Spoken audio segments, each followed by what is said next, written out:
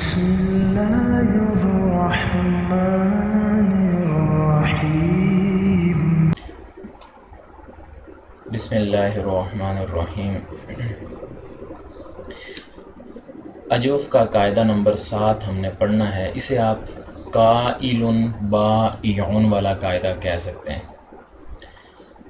کہ جو واو اور یا کہ الف زائدہ کے بعد واقع ہو، جیسے یہاں پہ آپ دیکھ رہے ہیں قابل اور بائعن، یہاں پہ ہم اس کو ذرا لکھ لیتے ہیں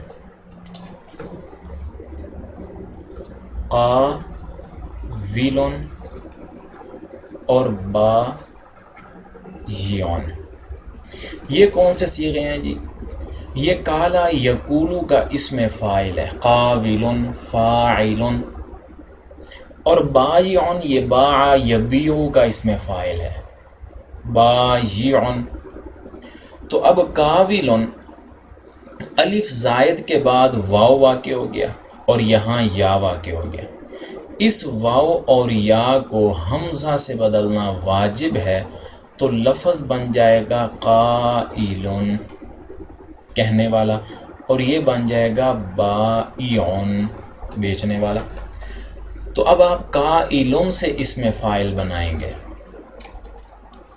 اور اسم فاعل کے 6 صیغے ہوتے ہیں، تو آپ بنائیں گے قائلون، قائلانی، قائلون بولنے والا ایک مرد، قائلانی بولنے والے 2 مرد، اور قائلون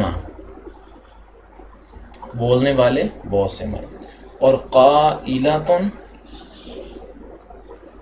قائلتانی،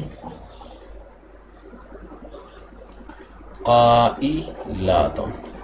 اسی طرح سے آپ بنائیں گے بائعن سے، بائعن، بائعانی، بائعون، بائعاتن، بائعاتانی، بائعاتن۔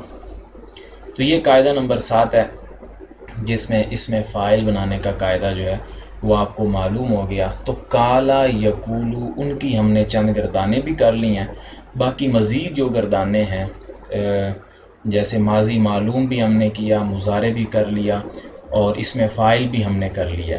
تو اس کے علاوہ جو ان ابواب کی گردانیں ہیں، جیسے یہ کالا یقولو آ رہا ہے، با یبیع آ رہا ہے، خافا یخافو آ رہا ہے، تو جو ان کی باقی گردانیں ہیں جیسے لم جو جہد معلوم ہے، نہیں ہے، امر ہے، تو ان کی گردانیں بھی انشاءاللہ پھر ہم کریں گے، اور ان میں یہی قواعد لگیں گے، اس سے اور آپ کے قواعد بھی یہ مضبوط ہوں گے۔ تو ان قواعد کا یاد ہونا بہت ضروری ہے، ایک ایک چیز اس قاعدے کی یاد ہو، اور یہ ایک ایک 2 لائن کے قاعدے ہیں، ان کو یاد کرنا بھی آسان ہے۔ یہی قاعدے یہاں پہ لگتے جائیں گے اور صیغے بنتے جائیں گے۔ امید ہے کہ یہ قاعدہ بھی آپ لوگ سمجھ چکے ہوں گے۔